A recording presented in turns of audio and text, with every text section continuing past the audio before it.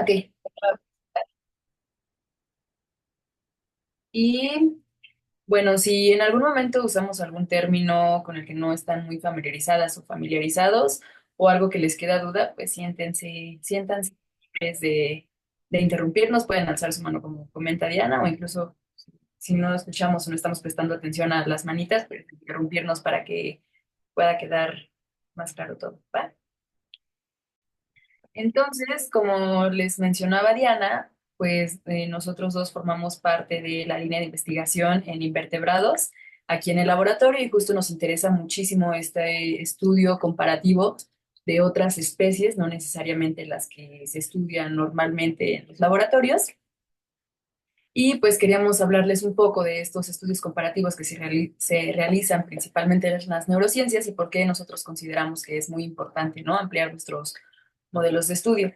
Entonces, en este lado, en esta diapositiva, puse una imagen de un árbol filogenético que probablemente no sea el más representativo correctamente, pero a modo de ilustración me parece una imagen muy bonita porque creo que podemos ver la gran variedad de organismos que hay. Si pueden ver la barrita verde, pues también plantas, ¿no? Y algunos hongos, pero principalmente pues todos los organismos animales que hay y muchos de ellos tienen un sistema nervioso, ¿no? Entonces, pues entiendo que en muchas ocasiones el estudio del sistema nervioso, por la proximidad que hay con los seres humanos, se enfoca en mamíferos, ¿no? O en vertebrados, pero pues viendo esta imagen podemos ver que realmente es una gran variedad de organismos, repito, en la que presentan sistemas nerviosos y entonces estos sistemas nerviosos pueden ir variando según las capacidades de estos organismos y entonces al ampliar el modelo de estudio podría darnos muchísima más luz al estudio del sistema nervioso. Entonces, bueno, ¿por qué es importante ampliar los modelos de estudio? Uno de los puntos principales es para poder entender los principios funcionales y evolutivos de este sistema, ¿no? Es para poder entender los mecanismos y el origen de estos mecanismos, pues si bien aplicados al ser humano, pero también nos ayuda mucho en nosotros animales. Un ejemplo muy bonito que descubrimos recientemente es el de la oxitocina. Entonces, como pues probablemente ya sepan, la oxitocina en humanos está bastante estudiada y se ha relacionado muchísimo pues con la estimulación de la lactancia y las contracciones uterinas, ¿no? Pero se han preguntado si algunos otros organismos no relacionados o no tan cercanos al ser humano tienen o presentan oxitocina, ¿lo habían pensado? Pues recientemente Fer y yo encontramos algunos artículos y fuimos a algunas ponencias donde mencionaban que hay un análogo de la oxitocina, que es la inotocina, que se encuentra en las hormigas.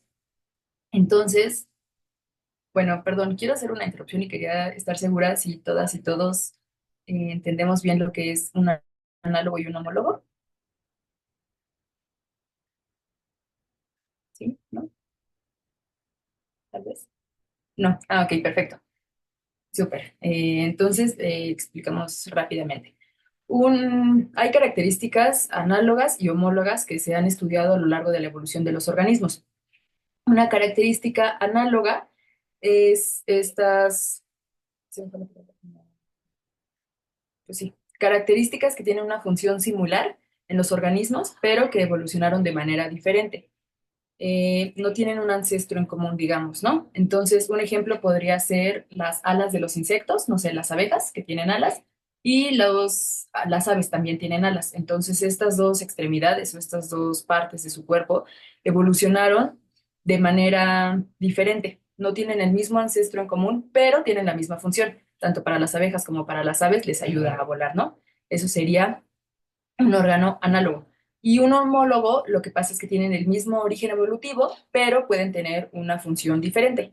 Entonces, en este caso, podríamos poner el ejemplo de las extremidades de nosotros, los seres humanos, las manos, por ejemplo, y tenemos las aletas de las ballenas. Entonces, son órganos homólogos que tienen un mismo ancestro en común, pero tienen funciones diferentes. En el caso de las ballenas, pues las aletas las usan para nadar y nosotros los humanos, pues supongo que para mover nuestros brazos o nuestras extremidades, ¿no? Entonces, eso es un órgano o no, perdón, homólogo y uno análogo. ¿Quedó claro? ¿Sí? Va. Sí. Perfecto. Entonces, como les mencionaba, se encontró un análogo a la oxitocina Es decir, no tiene un mismo ancestro en común, pero al final evolucionó de manera que tiene una función diferente en las hormigas, que es la inotocina. Y lo que encontraron, pues, la oxitocina, como ya sabrán, además de, perdón, me distraje con el chat. Ahorita lo leo. La oxitocina, como ya sabrán, además de pues, el papel que tiene en la lactancia y en las contracciones uterinas, también juega un papel muy importante como en el comportamiento social. Y lo que encontraron con las hormigas y con este análogo funcional que es la inotocina es que también juega un papel muy importante en el forrajeo, en la división del trabajo, porque pues tal vez lo veremos rápidamente un poco adelante, pero las hormigas tienen una división de trabajo en la que algunos organismos se quedan a cuidar a las puestas que ponen y otros organismos salen a buscar el alimento. Entonces, pues se considera un análogo de la oxitocina y entonces es muy interesante porque ahí nos ayuda a entender los principios funcionales, pero también evolutivos, ¿no? De este neuropéptido. Otra, otra razón muy importante de por qué sería esencial el estudio comparativo es la variación en el diseño experimental.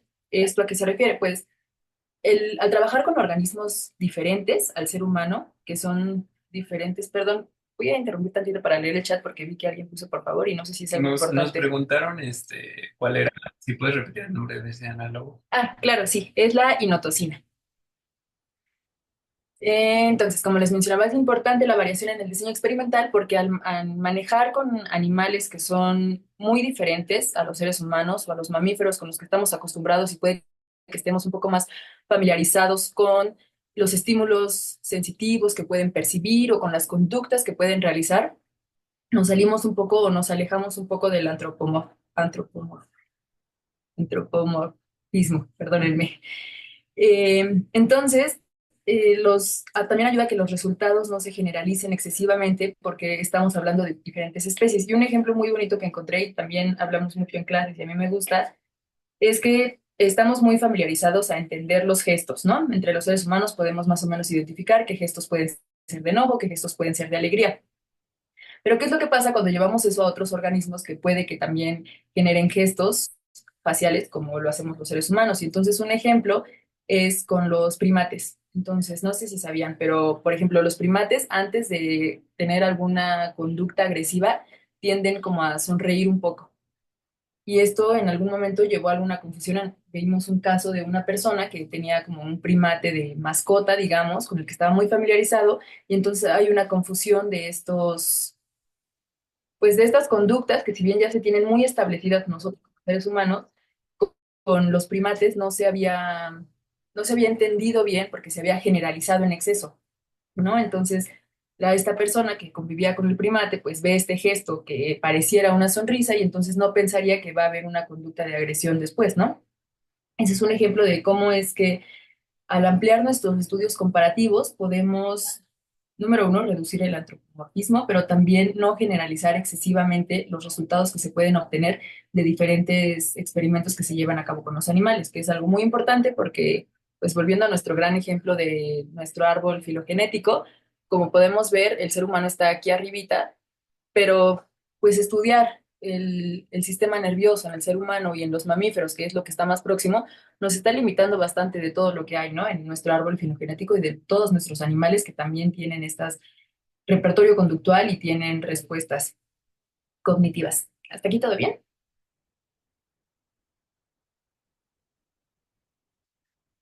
Sí, súper. Muchas gracias, Carlos. Perfecto. Otro punto también importante de por qué los estudios comparativos son esenciales es porque nos ayudan a comprender mejor la adaptación de los sistemas nerviosos a los desafíos ecológicos que pueden presentar en su medio ambiente. Entonces, veremos un poquito más adelante, pero justo los entornos pueden ir variando y entonces hay organismos que se encuentran ante entornos más desafiantes que otros organismos.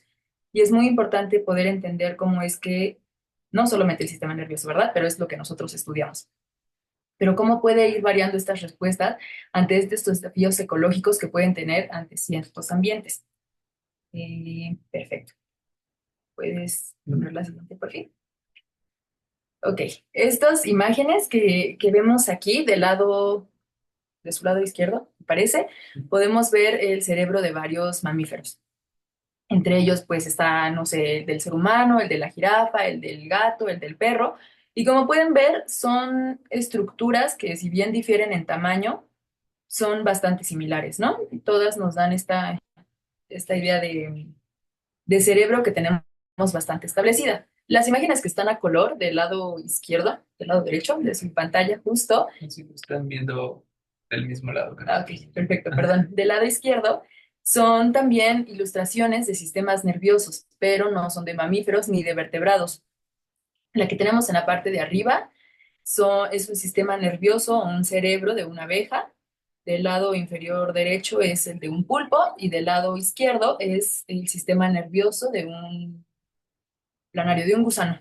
Entonces, podemos ver que al ampliar el estudio comparativo de nuestros ejemplares, fomentamos la diversidad, ¿no? Nos alejamos un poco de un modelo neurotípico y entonces esto nos puede ayudar a dejar de atribuir funciones específicas a ciertas regiones neuroanatómicas. Por ejemplo, probablemente si estamos hablando de memoria, puede que se enfoquen mucho en el hipocampo. Entonces, ¿qué pasa con los ejemplares, como lo vemos en el lado izquierdo, que realmente no presentan un hipocampo? ¿Esos animales tienen o no tienen memoria? Pues la verdad es que sí, se ha demostrado, incluso el doctor Fabián, que probablemente también hayan visto sus pláticas, ha hecho trabajos con memoria en pulpos y entonces nos alejamos un poco del localizacionismo y se puede empezar a hablar de emergentismo, ¿no? De más bien cómo es que las partes que constituyen esta unidad pueden dar luz, o no, más que dar luz, pueden generar estas funciones cognitivas. Y pues, en muy resumidas cuentas, el estudio comparativo del sistema nervioso, ya sea como en las funciones que pueden ser neurofisiológicas, pero también conductuales o cognitivas, es muy importante porque nos trae una perspectiva bastante dinámica, ¿no? Entonces nos alejamos un poco de el modelo fijo que puede existir si nos centramos solamente en los mamíferos. Y con esto tampoco quiero decir que el estudio con los mamíferos que se realiza o con los vertebrados no vale de nada, ¿eh? O sea, también es muy importante y es esencial. Nada más que quisiera que queden claro, pues que no es el único modelo que es importante y que no es el único modelo que también nos está trayendo algunas respuestas sobre qué es lo que sucede con los mecanismos y el origen. ¿Va? Perfecto. ¿Aquí todo bien? Súper. Y rápidamente les traje algunos ejemplos, algunos probablemente ya los conocerán, de cómo es que ampliar el estudio en otros sistemas ha traído luz pues a las neurociencias. Entre ellas está el ejemplo del axón gigante del calamar, que muy probablemente ya han escuchado bastante de él como en temas de neurofisiología, y la flicia, ¿no? Que también muy probablemente ya vieron pues lo de Candel, los mecanismos moleculares del aprendizaje y la memoria. Entonces no quiero ahondar mucho en esos, pero quería traerles otros dos ejemplos que son muy importantes también, que nos han aportado al estudio, les digo, no solamente de las funciones neuronales, digamos, sino también de estas conductas sociales o de las capacidades cognitivas que pueden tener los animales. Uno de ellos es la eusocialidad. Este término hace referencia o lo manejan como el nivel más alto, digamos, de conducta social, porque hay una gran división de trabajo bastante bien establecida. Entonces podemos pensar en las hormigas, su división de trabajo está muy bien establecida y entonces, como les mencionaba, hay hormigas que son las más jóvenes, que son las que se quedan a cuidar a las puestas de hormigas, a las siguientes que van a eclosionar, digamos, y las hormigas más grandes son las que salen a forrajear y a buscar el alimento para llevar a su colonia. Entonces, como podrán imaginarse, hay una estructura y una superorganización en la manera en la que se manejan las hormigas, ¿no? Eso hace referencia a la eusocialidad. Y es un término que probablemente no se podría haber estudiado si no se hubiera enfocado un poco en los insectos, ¿no? Que pueden tener este gran nivel de organización. Y otro ejemplo es el uso de herramientas que se ha encontrado en varios animales. Los pájaros sí son mamíferos. Bueno, no No, mamíferos, pero vertebrados. vertebrados, Ajá. perdón, pero digamos que tampoco es un modelo que se utilice mucho cuando se habla del uso de herramientas, ¿no? Probablemente más se enfoquen en los primates. Entonces, pues con todo esto que les acabo de decir, algo esencial que se tiene que saber al momento de trabajar con un modelo animal, pues principalmente es conocer el modelo, ¿no? Es identificar qué es lo que se está, con quién se está trabajando y las características de ese modelo. Y una vez haciendo esto, pues también es entender los alcances y las limitaciones de cada modelo, porque claro que hay una gran diversidad de organismos, pero puede que algunos organismos nos ayuden más a entender ciertos temas que otros. Por ejemplo, si quisiéramos estudiar esto de la eusocialidad o niveles organizacionales muy complejos o mayores, probablemente no estudiaríamos a animales que no estén en grupos, ¿no? Probablemente no estudiaríamos a pulpos porque los pulpos realmente no es que estén en grupos. Entonces no nos ayudarían tanto a entender cómo se establece una división de trabajo entre organismos. Igual, si quisiéramos estudiar el uso de herramientas, probablemente no lo usaríamos en peces, donde hasta la fecha no se ha reportado que utilicen herramientas como lo pueden hacer algunos otros animales. Entonces, es muy importante que podamos entender los alcances que puede llegar a tener nuestro modelo, pero también nuestras limitaciones. ¿Hasta aquí todo bien? Bueno, supondré que sí. Perfecto.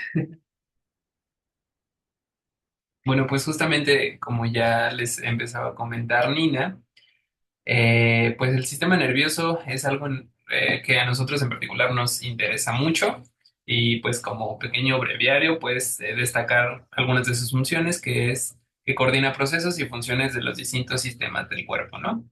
Y como les decía Janina, permite que emerjan algunos procesos cognitivos como lo pueden ser la memoria, el aprendizaje, la capacidad perceptual, también llegando a otros procesos como pueden ser la toma de decisiones o resolución de problemas, ¿no?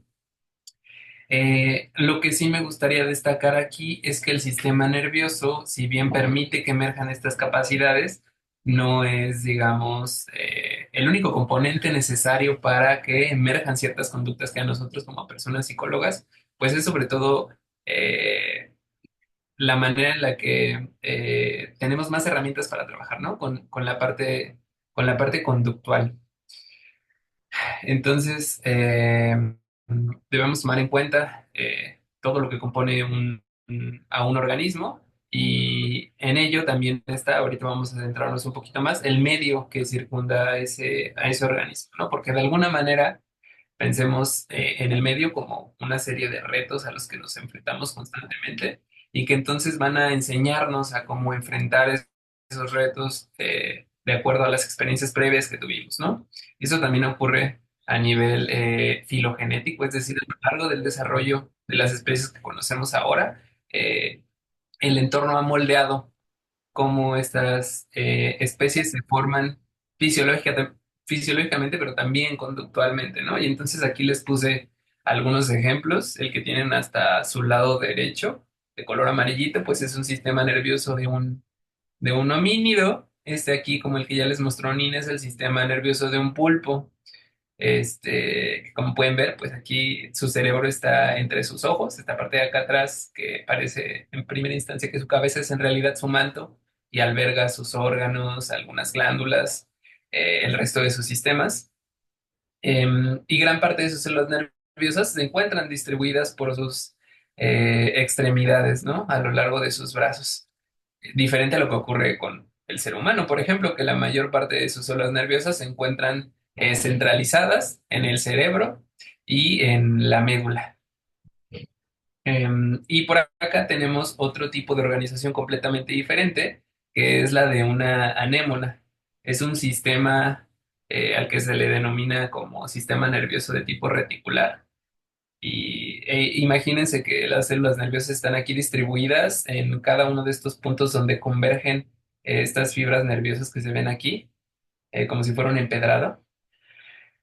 Y entonces permiten que estas diferentes especies desempeñen de diferentes maneras, ¿no? No, con esto no trato de hacerles justo lo que nos mencionaba Nina, ¿no? No es que haya un sistema nervioso más refinado, más avanzado que otro, sino esos sistemas nerviosos funcionan de tal manera que le permiten sobrevivir a esa especie en el entorno y a los retos evolutivos a los que se enfrenta en el entorno en el que se localiza.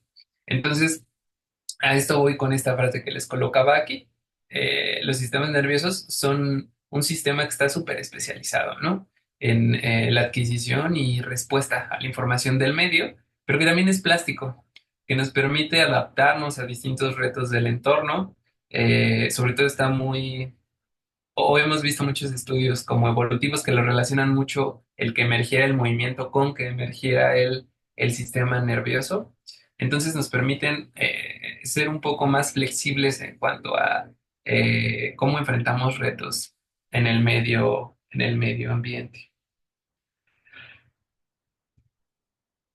Y entonces aquí, algo que seguramente les interesará mucho es cómo influye el entorno en que se desenvuelvan las conductas de las diferentes especies.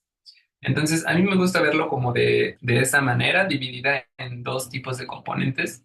Componentes de tipo biótico, es decir, todos los seres vivos que nos rodean pueden ser de mi misma especie, de otras especies, pueden ser especies que yo depredo o pueden ser especies que a mí me depredan, ¿no? O incluso especies con las que a lo mejor tengo una relación en la cual colaboramos y entonces yo puedo ofrecerle a esa otra especie algún beneficio mientras también me da un beneficio de vuelta, ¿no? Que puede ser desde ayudarnos a conseguir comida hasta simplemente hacernos compañía, ¿no? Como pasa con nuestros amigos los lomitos. Y por el otro lado también hay una serie de componentes abióticos que están en el medio, es decir, por ejemplo, los refugios, algunos recursos como el agua, por ejemplo, la temperatura que hay en el entorno es muy importante también porque es un factor que modifica muchas conductas de diferentes especies y sobre todo como esta presentación es un poco de manera introductoria para su práctica, pues van a trabajar con las artemias que también uno de los factores como más importantes para modificar su conducta, pues sí es qué sustancias hay en el agua, pero a qué temperatura está, cuestiones de la salinidad que vamos a hablar un poquito más adelante, ese tipo de cuestiones que no son vivas, pero que también forman parte del entorno y que influyen en cómo nosotros nos desarrollamos, son partes de o son componentes abióticos. Entonces, de las conductas más comunes que se van a estar evaluando en cuanto hagamos cambios en el entorno, pues va a ser, por ejemplo, la preferencia, es decir, a mí o al modelo animal con el que estoy trabajando, ¿qué le gusta más o qué me gusta más? Me gusta más este rango de temperaturas, me gusta más este otro rango de temperaturas. La luz, por ejemplo, también es un factor abiótico, o como les decía Nina con el caso de los pulpos, ¿no? Me gusta más estar con más individuos de mi especie, o me gusta no ser gregario y estar por mi rollo y yo encargarme de sobrevivir y nada más encontrarme a lo mejor con otros organismos cuando va a haber eventos reproductivos, ¿no? Por ejemplo. También pueden emerger conductas que sean, que les puse por acá abajo, que sean mecanismos compensatorios, es decir, que surjan, eh, digamos, con un objetivo aparente, que traten de saciar alguna necesidad, ¿no? Va un poco en relación con el punto que vemos abajo. Un ejemplo muy puntual que les puedo compartir con esta parte de mecanismos compensatorios, pues puede ser, por ejemplo, los peces cuando nosotros hacemos estos cambios de temperatura muy fuertes, tienden a hacer una secuencia de movimientos que es aletear para mantenerse en el mismo punto y abrir y cerrar su boca en la superficie del agua, ¿no? Y eso les ayuda a termorregularse, a intercambiar esa agua que está dentro de su organismo por el agua con esa nueva temperatura y poder regularse sin que les cause algún daño a su organismo, ¿no? Y es una respuesta que está muy extendida en varias especies. Pero también pensándolo a lo mejor en un ejemplo más cercano, si ustedes a lo mejor comienzan a correr, eso que ustedes comiencen a correr, para su cuerpo les demanda que consuman mucha energía, que sus células necesiten, además de mucha glucosa, necesiten mucho oxígeno que llegue a sus músculos, por ejemplo, ¿no? Y eso, el mecanismo compensatorio que emerge es que aceleremos la respiración, ¿no? Para poder integrar más oxígeno a nuestro organismo. Eso podría ser un mecanismo compensatorio que entra en la categoría de una conducta. Y que entonces trasladándolo a los modelos animales, cuando hacemos un experimento, por ejemplo, nos puede dar señales de qué está pasando con el organismo fisiológicamente, ¿no? Y aquí también les agregué los taxismos, que son conductas que tienen algunas especies, son conductas de tipo reflejas, es decir, que los animales no pueden controlar y donde parece que tienen una afinidad por un estímulo particular. Seguramente ustedes lo habrán visto, sobre todo ahora que ya viene la época de mucho calor y muchas lluvias, que se ponen estas luces para los mosquitos que los electrocutan, ¿no? Los mosquitos tienen una conducta que se llama fototaxia, es decir, les atraen los estímulos luminosos muy brillantes. Eh, pero también hay quimiotaxia, ¿no? Que algún químico, algún elemento químico te cause atracción y vayas hacia él, hacia él. También, por ejemplo, le sirve a la fototaxia le sirve a las tortugas marinas cuando acaban de salir de sus huevos para dirigirse hacia el agua del mar en las noches donde solo está así la luna gigante cuando recién eclosionan sus huevos. Entonces, igual si van teniendo dudas, pueden hacerlas por el chat o levantar sus manos. Eh, y pues ya les vamos a contar un poquito de las artemias que es con los que vamos a trabajar. Entonces, como les decía, pues que es muy importante que, aunque sea en este caso una práctica, pues familiarizarnos un poco con el modelo que vamos a estudiar, porque esto nos puede arrojar mucha luz sobre qué es lo que está pasando con nuestro modelo. Tal vez si algo está ocurriendo mal, si no está saliendo como lo estamos esperando, pero podríamos entenderlo si estamos un poquito familiarizadas o familiarizados con nuestro modelo. Entonces, son cositas que probablemente si ustedes ya saben que van a hacer práctica con artemia, ya estuvieron buscando, o probablemente encontraron por ahí si están buscando sus artemias, pero como una recapitulación, son crustáceos acuáticos.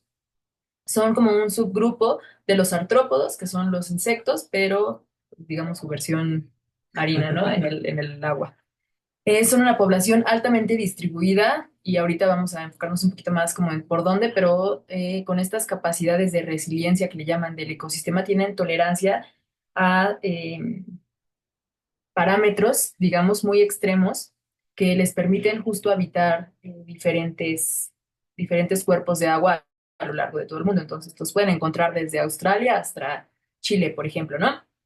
Son altamente utilizados en la acuacultura. De hecho, les comento, si estuvieran buscando, ¿no? Como por dónde encontrar o buscaban información de las artemias, muy probablemente les salía cómo reproducirlas, ¿no? Porque muchas personas que tienen sus sistemas de crianza o de cultivo de peces, los utilizan muchísimo para alimentar a sus animales, ¿no? Entonces, probablemente encontraron eso también y tienen reproducción tanto sexual como asexual. Entonces, un dato curioso, hay una especie de dimorfismo sexual entre las artemias hembras y las artemias macho Y los artemis. y las artemias, donde se caracteriza básicamente por la longitud de las antenas que utilizan, pero también presentan esta especie de saco donde las hembras pueden colocar las puestas y es una característica que los machos no tienen. Así. Y como les mencionaba, algunos lugares donde podemos encontrar las artemias, si no es por reproducción para justo los cultivos de peces, son en lagos salados. Estos lugares, casi siempre en la imagen se ve un lugar abierto, pero los lagos salados casi siempre son estos cuerpos de agua que se encuentran cubiertos, digamos, por una cueva o por alguna superficie rocosa y lo que sucede es que hay mucha evaporación del agua, lo que permite que se den estas concentraciones muy altas, tanto de sales como de minerales, en el agua. Porque es muy importante la salinidad, y lo estoy mencionando desde hace rato con esto de que pueden soportar parámetros extremos, digamos, porque las artemias pueden soportar altos niveles o altas concentraciones de salinidad. Y se ha estudiado que parece ser que esto es lo que les ayuda a sobrevivir a sus depredadores, ¿no? Porque los depredadores no pueden sobrevivir en estos cuerpos de agua que tengan niveles tan altos de salinidad. Esto es un recurso que fue desarrollando la artemia para poder sobrevivir, ¿no? Hay otros recursos que utilizarán otros animales como escape, pero en este caso las artemias lo que hicieron fue resistencia a la salinidad. También las podemos encontrar en lagunas costeras, que justo son nuevamente cuerpos de agua que se encuentran separados por alguna barrera natural del mar, pero sí hay cierta conexión o flujo, ¿no? Y finalmente las salinas, que sé que parece nieve, pero no es nieve, es justamente otros espacios donde hay altas concentraciones de sal y es donde podemos encontrar a nuestras artemias. Pero como les mencionaba, pues hay mucha tolerancia, entonces tampoco es que requieran como estas concentraciones tan altas de sal para poder existir. Entonces aquí les pusimos como algunos parámetros en los que pueden desarrollarse tanto de salinidad como de temperatura y se alimentan de algas y de bacterias. Oye, mira, Sí, por favor. las artemias son súper chidas. Son un ejemplo así de resiliencia bien, bien grande. Son como los tardígrados, pero un poquito más relajadas todavía. Tienen esto que les comentaba Nina de su reproducción sexual y asexual. Está muy interesante porque suelen tener esta reproducción asexual, es decir, partenogénesis. Las hembras producen más ejemplares con exactamente su mismo material genético, pero cuando se enfrentan a situaciones como de sequía, por ejemplo, que es el cuerpo de agua en el que habitaban se seca, eh, eh, ponen estos huevos en el saco, en esta estructura como de almacenaje de huevos que les mostraba Nina, y esos huevos pueden resistir a la desecación completa, ¿no? De hecho, es una forma en la que se venden mucho para huevos bebés estúpidos, estos quistes de Artemia, es así como se llaman. Los eclosionas en tu casa y entonces puedes alimentar peces muy chiquititos con las artemias recién nacidas, ¿no? Y son muy ricas en proteínas, creo que tienen por ahí un Ujú. 50 y tanto, 60 y tanto porcentaje de proteína. Y es también gracias a la dieta que les comentaba que tienen Nina, se alimentan de algas, no como la que vemos ahí, solo fue un ejemplo Sí. ilustrativo, se alimentan de algas unicelulares que están en flotación en el agua. Y pues justo, al ser un ejemplo así tan grande de resiliencia, les ponemos aquí esta imagen. Porque una de sus poblaciones más grandes se encuentra en China, en las montañas altas de China, ¿no? Entonces son temperaturas muy bajas, condiciones de salinidad no tan altas, pero también las podemos encontrar en lagunas que se forman cuando un cuerpo de agua se aísla del mar porque a lo mejor hubo un derrumbe o la sal se acumuló, perdón, la arena se acumuló y entonces se creó como una alberquita de agua salada y ahí también las podemos encontrar, ¿no? Y forman una parte muy importante de la cadena alimentaria de los ecosistemas que habitan, porque peces, a lo mejor algunas aves, invertebrados se alimentan de ellas. Y entonces, justamente como de esto se trata la práctica, les queríamos hablar un poquito de los efectos farmacológicos, ¿no? Eh, los efectos farmacológicos los vamos a definir como aquellos que están producidos por agentes químicos que van a interactuar con las células vivas de los organismos. Y en particular a nosotros nos va a interesar los efectos que podamos ver reflejados en la conducta, que puede llegar a modificar la conducta, que es lo que vamos a ver en la práctica, ¿no? Y también, como vamos a trabajar con la parte del etanol, les quise traer la definición de toxicidad. Aquí pueden encontrar la referencia de la cual saqué esa definición, pero aquí lo definen como la respuesta fisiológica es cuando una respuesta fisiológica a un fármaco tiene un efecto adverso o no deseado, ¿no? Entonces es ahí cuando se habla de toxicidad. Y bueno, tenemos muchos ejemplos de fármacos. Un fármaco sí puede ser el etanol, como podemos ver con este muñequito que está aquí. Pueden ser los medicamentos que conocemos de toda la vida, algunas sustancias de abuso, pero también otras moléculas, como pueden ser el propio azúcar. El propio azúcar, el café, la cafeína que contienen algunos cafés. Este, justamente pueden ser fármacos que por supuesto que van a tener efectos fisiológicos, pero también en nuestra conducta, ¿no? Y obviamente también en el desempeño en algunas tareas de tipo cognitivo. Yo quisiera hablarles de este concepto que es la curva dosis-respuesta. Entonces, hay dos tipos de curvas dosis-respuesta, solo como para que lo tengan en cuenta. Hay unas que denominamos curva dosis-respuesta graduada. eh, entonces, aquí lo que nos va a interesar es en un solo individuo, por así decirlo, y suele haber esta relación en la cual si tenemos una dosis mayor de un fármaco, vamos a producir un efecto de mayor magnitud. Y cuando hablamos de una curva dosis-respuesta cuántica, vamos a estar hablando de poblaciones o grupos de personas o sujetos experimentales. Y entonces aquí la relación que vamos a tener es en nuestro eje X, eh, la concentración o la dosis del fármaco, y en nuestro eje de las Y, nuestro efecto va a estar dado en el porcentaje de individuos que respondieron a esa dosis o a esa concentración de fármaco. Entonces es lo que vemos, lo que les comentaba, es lo que vemos del lado izquierdo. En el eje de las X, nuestro eje horizontal, es la concentración o dosis de nuestro fármaco. es decir, cuánto tomamos, cuánto administramos de alguna sustancia, de algún fármaco, y el eje de las Y es el efecto que tenemos, que el efecto puede estar dado en, pueden ser conductas, eh, puede ser, no sé, que reduzcamos la fiebre, ¿no? En el caso de algunos fármacos que se usan para disminuir la fiebre, puede ser un efecto ansiolítico, o puede ser un efecto conductual, que me parece que es sobre todo con lo que vamos a trabajar cuando hablemos de modelos animales. Yo puedo administrar un fármaco y ver cuánta dosis de ese fármaco es necesaria para detonar una conducta particular de la especie, ¿no? O un patrón de conducta particular.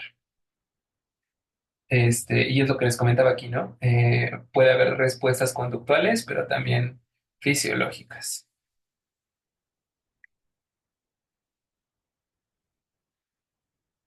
Y vamos a centrarnos en este aspecto de las curvas dosis-respuestas cuánticas, que como recordarán, es cuando trabajamos con más de un organismo. Vamos a tener puntos importantes en estas curvas dosis-respuestas que son los que pueden ver por aquí, ¿no? Sobre todo ven que esta parte de el 50% de mi efecto es sobre todo lo que está aquí destacado, ¿no? Entonces, vamos a tener tres curvas principales importantes. Una curva de letalidad, es decir, la relación entre la dosis de un fármaco y que cause la muerte en los organismos a los que se los administro. Una dosis efectiva, que es el efecto que yo estoy buscando, su relación con cuánta dosis administro del fármaco y la dosis toxicológica, perdón, la curva toxicológica, que es la relación entre la dosis del fármaco que yo administro y efectos no deseados, ¿no? Puede ser el vómito, puede ser rash, no sé, dependerá del fármaco que estemos administrando. Y entonces, puntos importantes son la dosis letal 50, es decir, la dosis con la que al 50% de mis organismos les causa la muerte, y la dosis efectiva 50, que es la dosis que yo necesito para, por lo menos al 50% de los organismos con los que yo estoy trabajando, causarles el efecto deseado de ese fármaco o el efecto que yo esté buscando. Entonces espero no haberles complicado mucho este aspecto. Si tienen duda, alguien levantó la mano.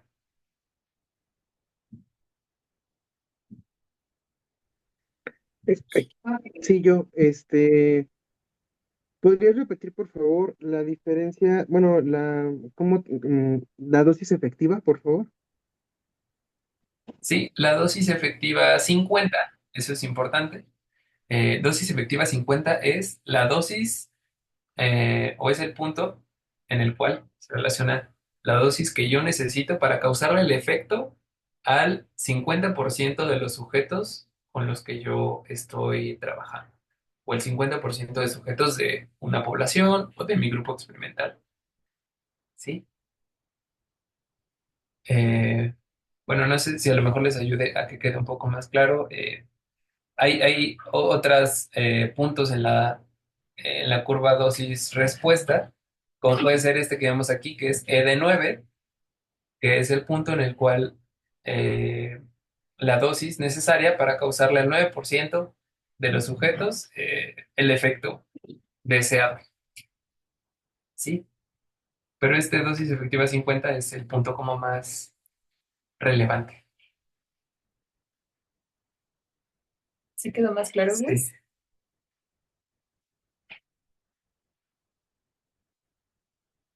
Gus.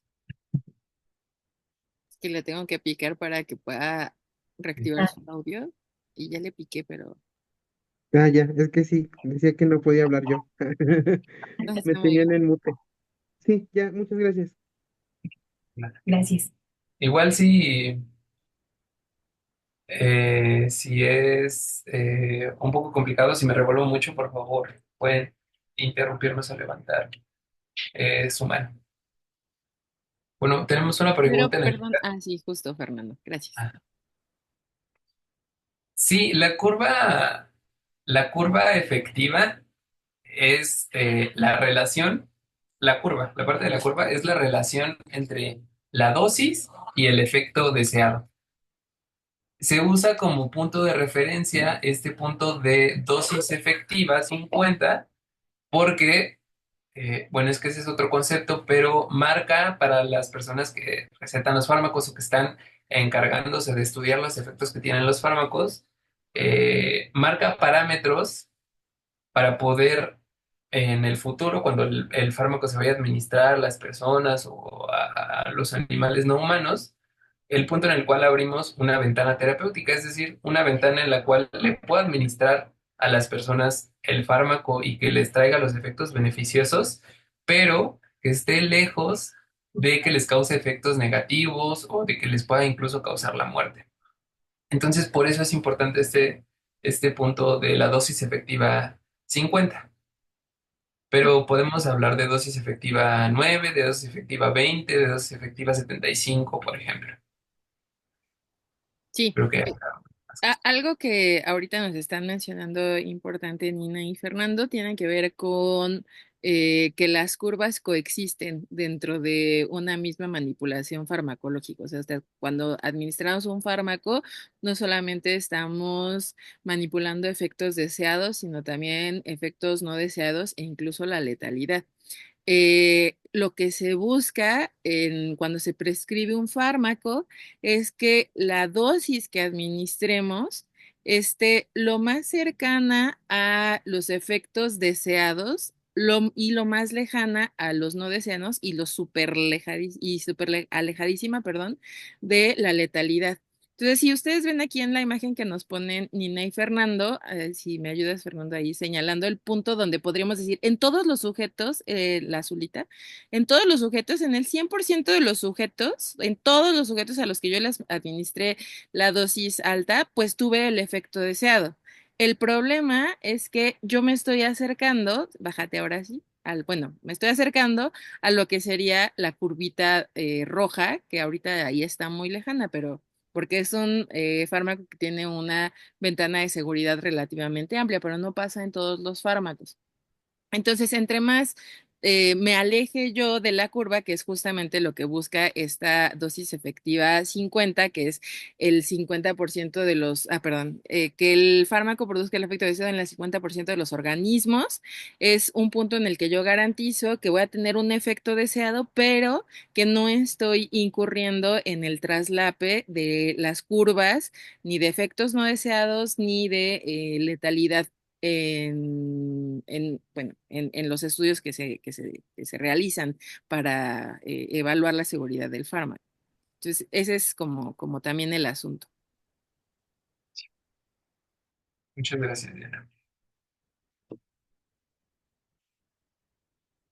Am, bueno, vamos a trabajar con la parte del etanol.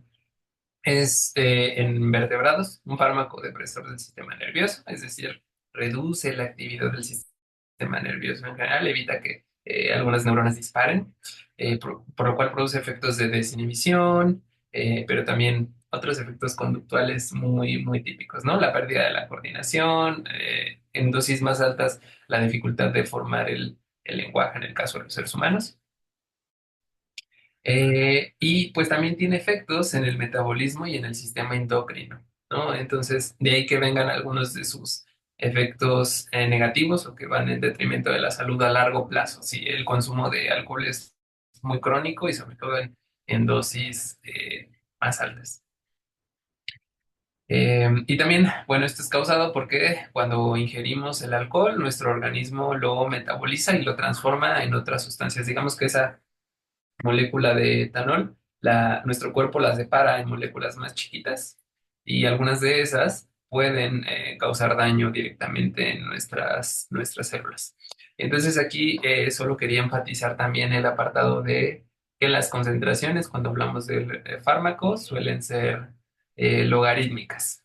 Si ustedes a lo mejor han ido a algunos de estos bancos que tienen estas pantallas gigantes con un montón de foquitos LED o estos anuncios que luego hay en la calle, se podrán acercar y luego se dan cuenta que hay foquitos que están apagados y prácticamente si los vemos de lejos no se notan. porque el que uno de estos foquitos esté apagado en comparación con la cantidad eh, gigante de focos que sí están encendidos, pues nos parece como irrelevante, ¿no? Entonces, esto se los comento porque es por ello que las concentraciones en los fármacos son logarítmicas. Necesitamos, cuando nosotros administramos un fármaco, tomar en cuenta que para que veamos un aumento en los efectos, debemos de hacer un aumento proporcional para que pueda ser percibido este cambio en el sistema del organismo. Sí, por favor. Sí, por ejemplo, si tienen a la mano o recuerdan si tomaron, no sé, ibuprofeno o paracetamol, piensen en las concentraciones, ¿no? Viene, por ejemplo, se me ocurre ahorita el ibuprofeno que tomé, 600 miligramos, ¿no? No viene, bueno, uno de 600, uno de 610, uno de 620, porque como les menciona Fer, realmente estos 10 o 20 miligramos más no va a ser un cambio, ¿no? Entonces podemos encontrar de 250 y luego avanzamos a 500 o a 600 miligramos. No sé si así es un poquito más claro. Sí, vamos a mover en el orden de, por lo regular, duplicar Ujú. las concentraciones para tener efectos diferentes. Y bueno, solo para responder rápidamente al comentario de Sebastián, se forman diferentes metabolitos con el, con el alcohol.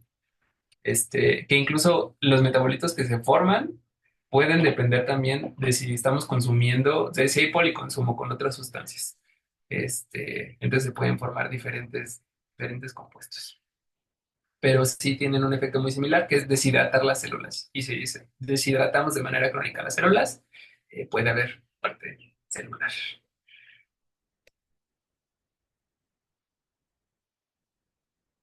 Entonces, para la práctica vamos a preparar diferentes concentraciones que a las cuales se les va a exponer a estas artemias y vamos a definir como concentración a la cantidad de soluto que va a haber en una disolución. Nuestro soluto en este caso va a ser el alcohol, la disolución también va a estar, o nuestro solvente va a ser el agua. Y simplemente es definir cuánto fármaco hay en un volumen indicado y lo van a encontrar, solo para recapitularles un poquito, en diferentes fármacos. A veces vienen miligramos por litro, en gramos por litro, en porcentaje, en mini equivalentes por litro, por ejemplo, este, etcétera. Y bueno, solo queríamos, como nosotros trabajamos mucho con organismos marinos, Ujú. y las artemias son organismos de agua salada, pues les queríamos presentar cómo va a ser esta preparación para su práctica. Entonces, el agua de mar tiene en promedio 35 gramos de sal por cada litro. Y bueno, cuando vengan o les acompañemos a hacer su disolución, pues primero tenemos que preguntarnos pues qué vamos a necesitar para poder hacer nuestra agua salada, los recipientes que vamos a utilizar. En este caso vamos a usar cloruro de sodio y pues el agua en el cual lo vamos a disolver. Vamos a necesitar también que calculen, a partir de que ustedes sepan cuánta agua van a preparar, cuánta sal van a necesitar para preparar esa cantidad de agua, ¿no? Si ya sabemos o partimos de que necesitamos una concentración conocida, que son 35 gramos de cloruro de sodio por cada litro de agua, ustedes van a calcular cuánta sal necesitan pesar para los litros de agua que van a preparar. Entonces aquí les pusimos como paso por paso, calcular la cantidad necesaria de sal, luego ya que sepan cuánta sal necesitan o cuánto cloruro de sodio necesitan, lo van a pesar en la balanza, luego con ayuda del embudo van a pasar la sal al recipiente en el cual se va a hacer la mezcla. Eh, Vamos con ayuda otra vez de un embudo, aforar a la cantidad de litros de agua que nosotros necesitamos, o bien medir con una probeta la cantidad de agua que necesitamos. Aquí les añadimos este punto de si es necesario añadir anticloro, porque este, vamos a trabajar con las artemias. Podemos llegar a usar agua de red de la llave, pero necesitamos eliminar el cloro que puede ser tóxico para estos organismos o otras sustancias como metales pesados, ¿no? En ese caso necesitaríamos añadir un agente que neutralice ese cloro. Eh, pero si usáramos agua embotellada o agua destilada o desionizada, no sería necesario este paso. Luego, después de eso, simplemente van a añadir van a mezclar, agitar su mezcla, perdón, hasta que desaparezcan las partículas en suspensión. Y felicidades, tienen ya su agua preparada, ya solo queda pasarla al recipiente que ustedes vayan a necesitar para almacenarla hasta que sea el momento de su práctica y usarla con sus sartenes. De la preparación. Yo creo que sí. Pues no, de todas formas me tengo entendido que pues van a venir al laboratorio, entonces como mencionaba Fer, les vamos a ayudar. Esto es para que tengan una idea general y cuando vengan al laboratorio pues más o menos ya sepan como qué es lo que vamos a realizar, pero me parece que vamos a estar como trabajando en pequeños grupos justo para ayudarles si hay alguna duda en cuanto a la preparación de su agua con sal. Qué vergüenza, Nina y Fernando. Les dije a los muchachos que no me hicieran quedar mal.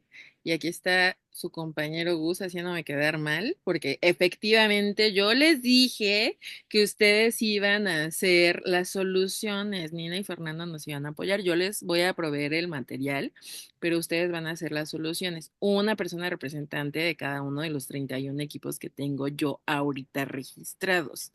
Em, pues sí, sí, no, qué chiste, ¿verdad? Ya, perdón, Ina y Fernando. Bueno, muchas gracias. Y bueno, creo que a grandes rasgos eso sería todo, muy resumido, ¿no? Porque pues obviamente podríamos extendernos muchísimo si siguiéramos dialogando aquí, pero pues no sé si hasta el momento quedó alguna duda o alguna pregunta al respecto. Voy a detener la grabación, Ina y Fernando, porque además creo que nos dice Vero que qué es aforar. Cuando decimos aforar, nos referimos a llenar el recipiente hasta la cantidad marcada de volumen que nosotros requiramos, ¿no? Entonces, si nosotros les decimos que aforen a 2 litros el matraz, por ejemplo, es que ustedes llenen el recipiente hasta que se alcance ese volumen de 2 litros. A eso nos referimos con aforar. Muchas gracias, Nina y Fernando. Bueno, pues les agradezco a Nina y Fernando nuevamente el haber abierto un espacio en su agenda súper ocupada y de muchas cosas para poder compartir con nosotros la parte de la práctica. Voy a tener la grabación.